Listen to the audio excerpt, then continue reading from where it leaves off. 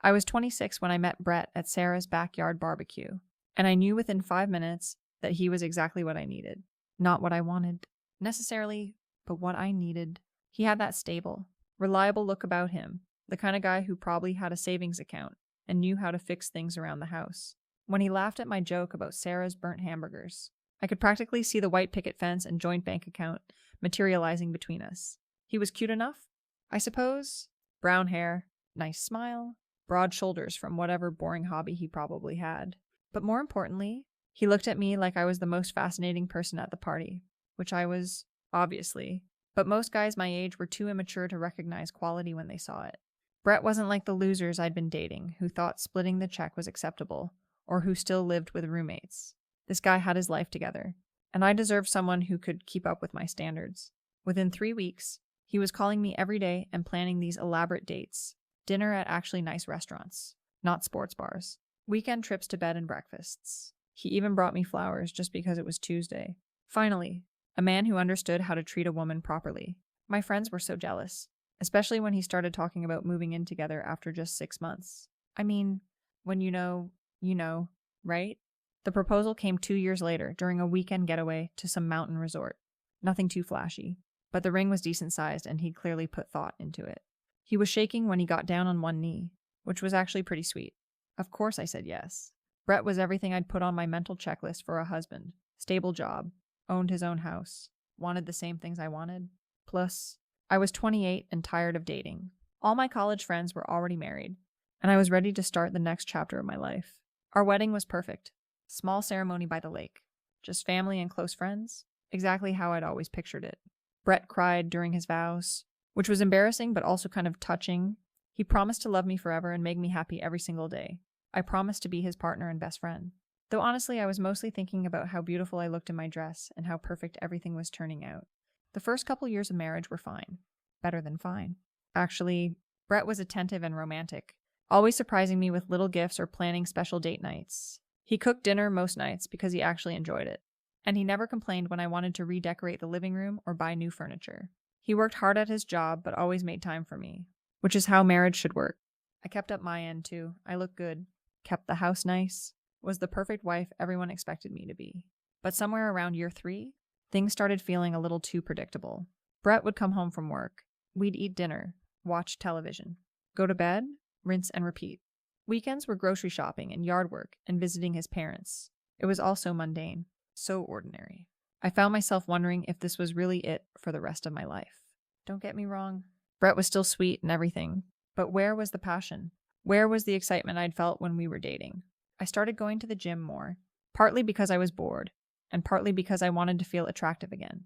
Brett barely seemed to notice when I lost 15 pounds or when I started wearing makeup to run errands. He'd give me these absent-minded compliments like, "You look nice," honey, without even really looking at me. It was like I'd become part of the furniture or something. I was 32 years old and I felt invisible. That's when Tyler sent me the friend request on Facebook. Tyler Morrison? I hadn't thought about him in years, but there he was in my notifications with that same cocky smile I remembered from high school. He'd filled out nicely. His profile pictures showed him hiking and traveling, looking tan and adventurous. Everything Brett wasn't. Basically, I stared at his request for like 10 minutes before accepting it. What was the harm? Right. Just catching up with an old friend. His first message was innocent enough. Just asking how I'd been. Saying I looked great in my pictures. Wondering what I'd been up to since graduation. But there was something in the way he wrote. Something flirty and familiar that made my stomach flutter. In a way it hadn't in months. We started messaging back and forth. Just casual conversation about our lives and jobs and memories from school. He was single, working in construction, living in a city about 2 hours away. He seemed so free compared to my structured, predictable life. I found myself checking my phone constantly, waiting for his messages. When Brett asked who I was texting, I just say it was Sarah or my mom or someone from work. It wasn't technically lying since we weren't doing anything wrong.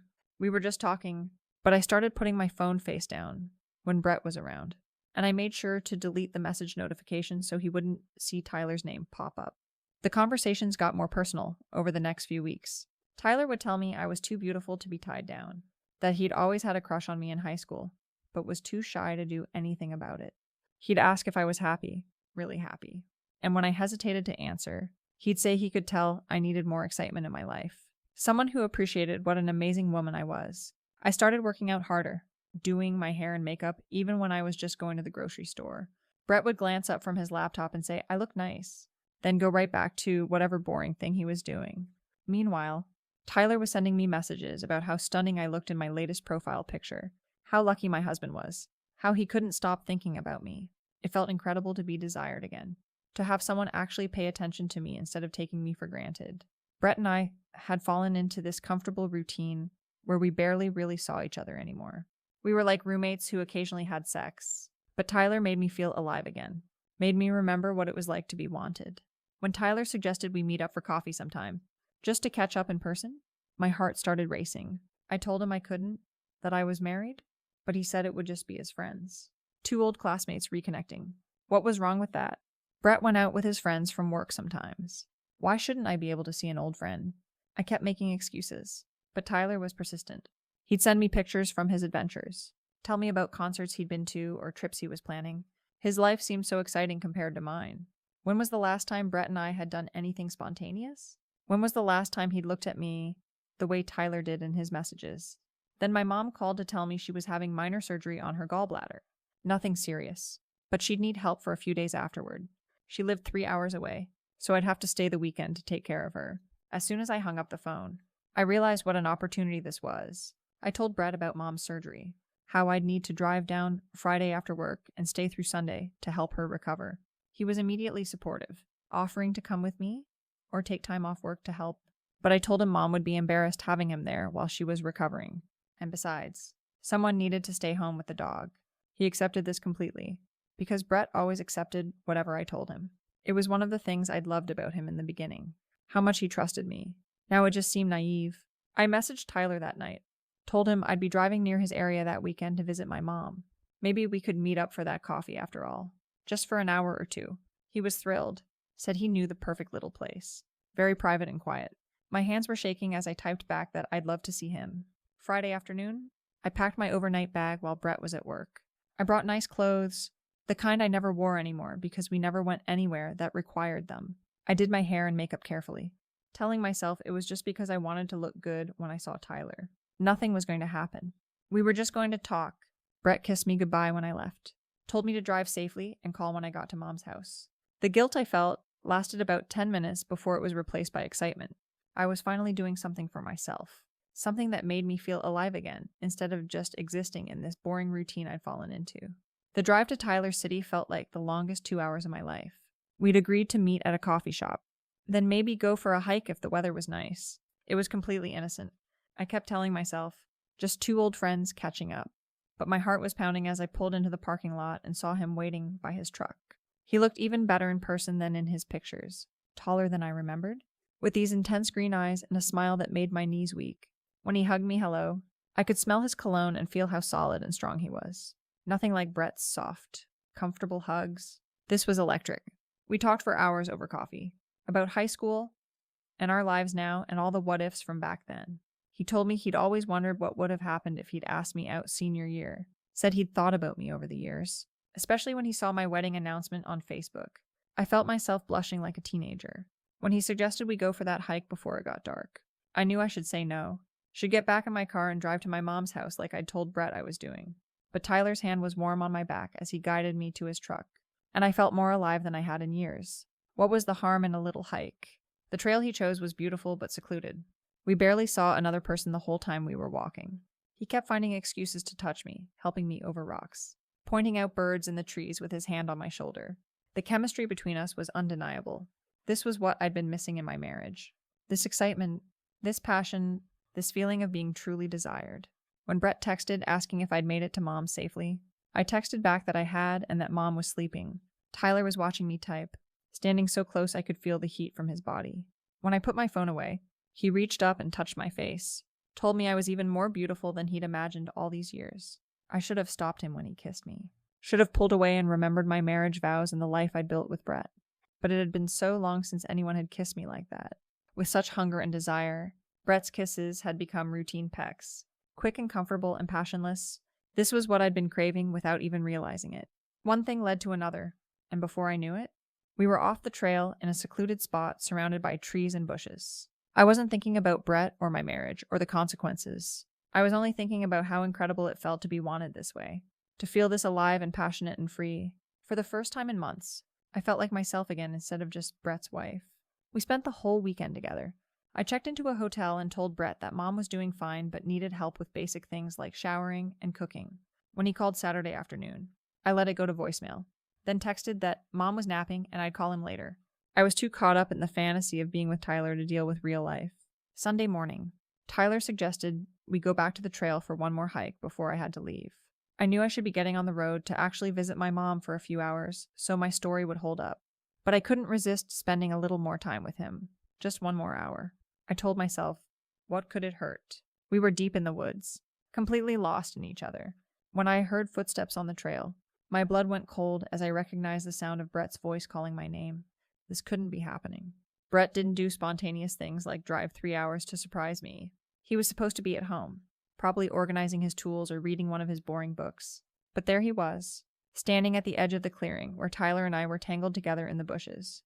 The look on his face was something I'd never seen before. Not angry. Exactly. But empty. Like someone had just sucked all the life out of him. It's not what it looks like. I heard myself saying, which was ridiculous because it was exactly what it looked like. But my brain was scrambling for any explanation that might make this okay. Brett, please, let me explain. He didn't say a word, just stood there staring at us for what felt like forever, then turned around and walked back toward the parking lot. Tyler was already scrambling to find his clothes, muttering something about how he had to go. Within minutes, I was alone in the woods, half-dressed and shaking, trying to figure out how everything had gone so wrong so fast. I drove home as fast as I could, calling Brett's phone over and over, but he wouldn't answer. When I got to the house, my key wouldn't work in the lock. He'd actually changed the locks. My suitcases were sitting on the front porch like I was some kind of stranger. I pounded on the door, screaming for him to let me in so we could talk about this like adults. This was our house, our marriage. You don't just throw away 3 years because of one mistake. One moment of weakness when I was feeling lonely and unappreciated. If Brett had been paying attention to his wife instead of taking me for granted, none of this would have happened. But he wouldn't even come to the door, wouldn't answer his phone or respond to my texts. I must have sent him 50 messages that night, explaining that Tyler didn't mean anything, that I'd just been confused and missing the excitement we used to have, that we could work through this if he'd just give me a chance to make it right. Nothing. Complete silence. I had to stay in a hotel that night, which was humiliating. I called my mom, crying, and told her what had happened. She was disappointed, but said these things could be worked out with counseling and time. Marriages went through rough patches. The important thing was that I was willing to fight for what we had. But Brett wasn't willing to fight. Within a week, I was served with divorce papers. He wanted everything done as quickly as possible. No counseling, no trial separation, no second chances. Like our entire relationship meant nothing to him. Like I meant nothing to him. I tried reaching out through his friends, through his family, through anyone who might be able to make him see reason. I wrote him a long letter explaining how sorry I was, how Tyler had just been a moment of weakness, a way of dealing with feeling invisible in our marriage. I'd always wondered what might have been with my high school crush, and when the opportunity presented itself, I'd made a terrible mistake. But it was just that, a mistake, not worth throwing away everything we'd built together. The letter came back unopened. When I realized he was serious about the divorce, I got desperate. I called him crying, saying I couldn't live without him, that I'd do anything to make this right. I even told him I was thinking about hurting myself because I couldn't handle losing him, but even that didn't get a response. It was like I'd ceased to exist in his world. The divorce was finalized 3 months later. I had to sit in that courtroom and watch my husband, my ex-husband, sign papers that officially ended our marriage, and he never even looked at me. Not once. The house stayed in his name since he'd owned it before we got married. I got my car and half of our shared savings account, which wasn't much since Brett had always been conservative with money. That was 4 years ago, and I still can't believe how everything fell apart so quickly. One weekend, one mistake, and my entire life was turned upside down. I've tried dating since then, but it's hard to find someone who measures up to what Brett and I had. Most guys my age are either divorced with baggage or still acting like they're in college. I've thought about reaching out to Brett again, now that enough time has passed for him to gain some perspective. Maybe he's realized that what we had was worth fighting for, that people make mistakes, but that doesn't erase years of love and history together. I drive by the house sometimes, our house, and see that he's made changes to the landscaping. There's a dog in the backyard now, some kind of rescue mutt that's always running around. Part of me wonders if he ever thinks about me, about what we could have had if he'd been willing to work through our problems instead of just giving up. I wasn't the only one who made mistakes in that marriage. He'd gotten comfortable, stopped putting in effort, stopped making me feel desired and appreciated. If he'd been the husband I needed, I never would have been vulnerable to someone like Tyler in the first place. But I've learned to focus on myself now. I have my own apartment, my own life, my own independence. I don't need a man to complete me or make me happy. If the right person comes along, someone who can appreciate what an amazing woman I am and won't take me for granted, then maybe I'll consider getting serious again. But I'm not settling for comfortable and boring anymore. I deserve passion and excitement and someone who makes me feel alive. I deserve better than what I had with Brett, even if it took me a while to realize it. Sometimes you have to follow your heart, even when other people don't understand, even when they try to make you feel guilty for wanting more out of life than just existing in some mundane routine. I'm 36 now, and I finally know what I want. I'm not apologizing anymore for that weekend with Tyler or for the choices I made. They led me to where I am today, and where I am is exactly where I'm supposed to be.